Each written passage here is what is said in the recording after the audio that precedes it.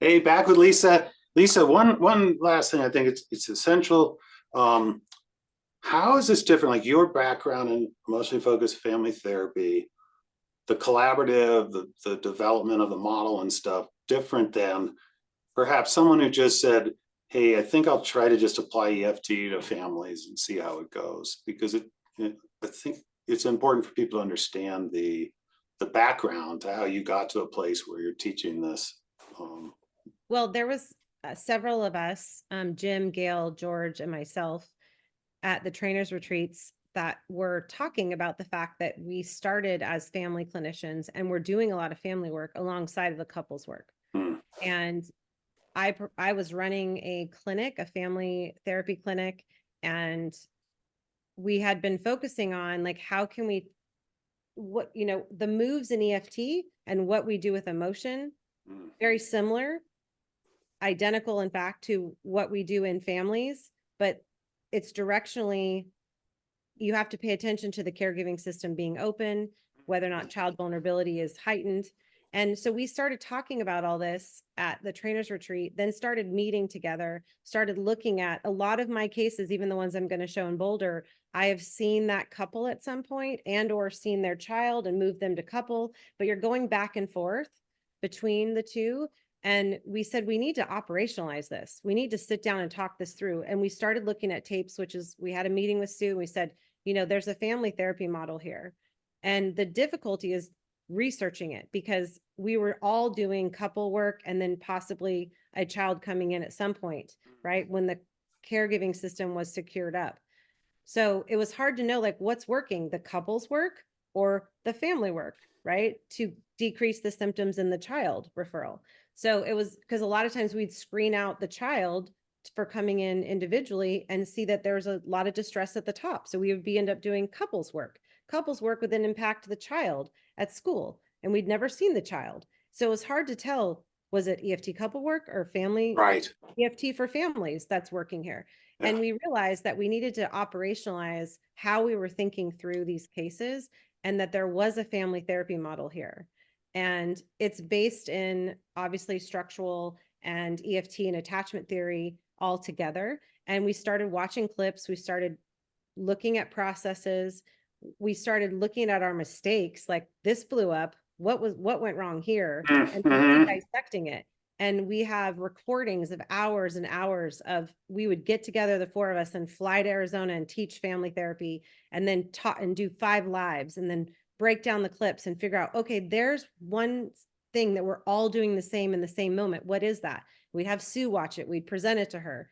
And she would say, like, I think you should have done that dyadically. But we have the whole family in the room, and somehow it was impacting every member. So we were kind of taking an enactment, or a tango, as they say now, taking an enactment, but we would be filtering it through the other 2 kids to Yeah. see, like, what's that like to see your dad say to your brother, I need you to open up to me. I'm here for you. I'm going to handle it differently.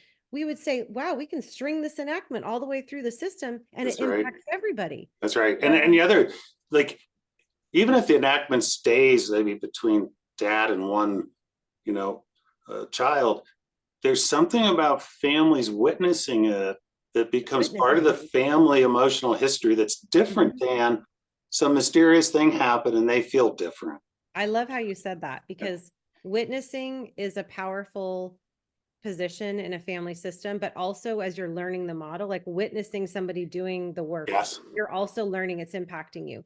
So we're like, how do we pick up that impact to a kid that maybe isn't acting out, but how can we make that, Yeah, like matter? the silent sufferer, the one that's achieving and looks great on the outside, Right, the one who's the mascot who just jokes around. The tension goes towards the right, most reactive or scapegoat or something. So right. you really are like blending the four of you, structural family therapy Mhm.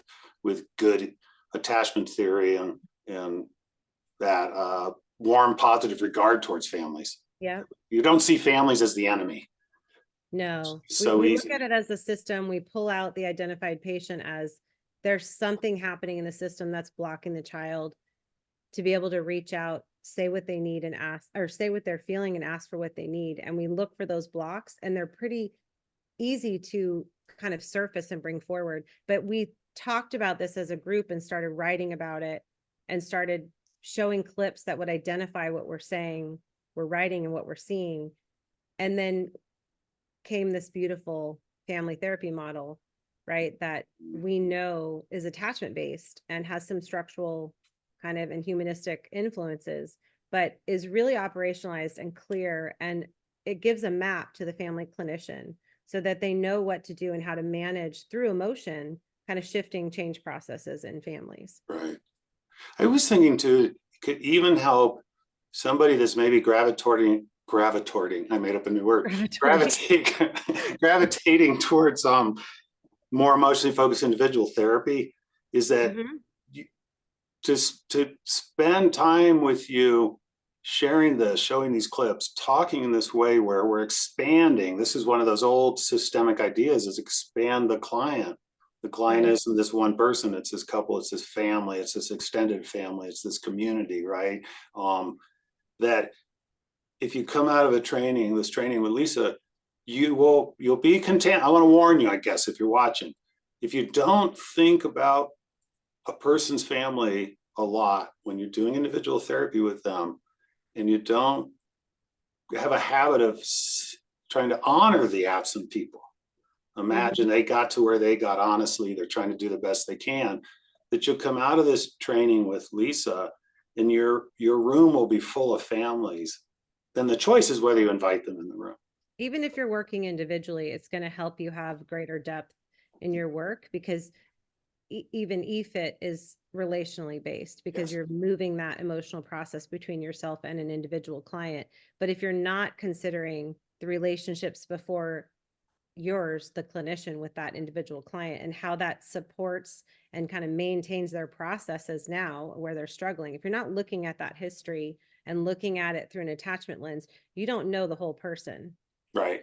Right. So it's important to expand, like you said, how we see individual clients and unisolate people from, their emotion that they hold on their own in a quiet, maybe introverted way, right? Just in that relationship, you've got to think systemically when you're bringing that person forward individually, right? You have to see where they've come from too, because that speaks to their strategies and their survival skills. Right. Maybe it's a good way to end our third clip, is when you said unisolate people, I thought of our mutual friend and colleague, mentor, and inspiration, Sue, who has left us a couple of weeks ago, and how much of Sue's passion was to unisolate people. Even those people that appear in a family to be connected, right, have so much parts of them that aren't seen. And I just, this from talking about step 10 to the second video where we talked about you and your passion for Colorado, to here where you're talking about this is a model that's been developed with a lot of thought by Jim Furrow, by Cale Palmer, by George Fowler, and by Dr. Palmer-Olsen. And I want to say, because I know that 4 of you would never say this, I know that this was a project that you put in a ton of hours, did a lot of those initial trainings where, if best, you're breaking even and making your expenses, and you did it because you share a passion for unisolating families, right, and helping families connect with each other. If you're interested in that, I hope you come see Lisa this fall in Boulder. And learning EFT in an isolated position isn't that great either. So even if you come to the training and you don't want to ever work with a family, you're still going to enhance your EFT work, regardless of kind of which type of treatment modality you want to use. So I almost forgot community. to say, Patrice said to say hi to Lisa, that she misses you. And then she said, remember to say, you're always working with a family whenever somebody's in your office. Right. Right. You're never not. So you're giving us the tools, an organization, a way to translate what we've learned about couples therapy into families that can change our work and expand our work, is what it sounds like. Right. Thanks, Lisa. I look Thank forward to you for seeing you the in time. person soon. Yes. Thank you.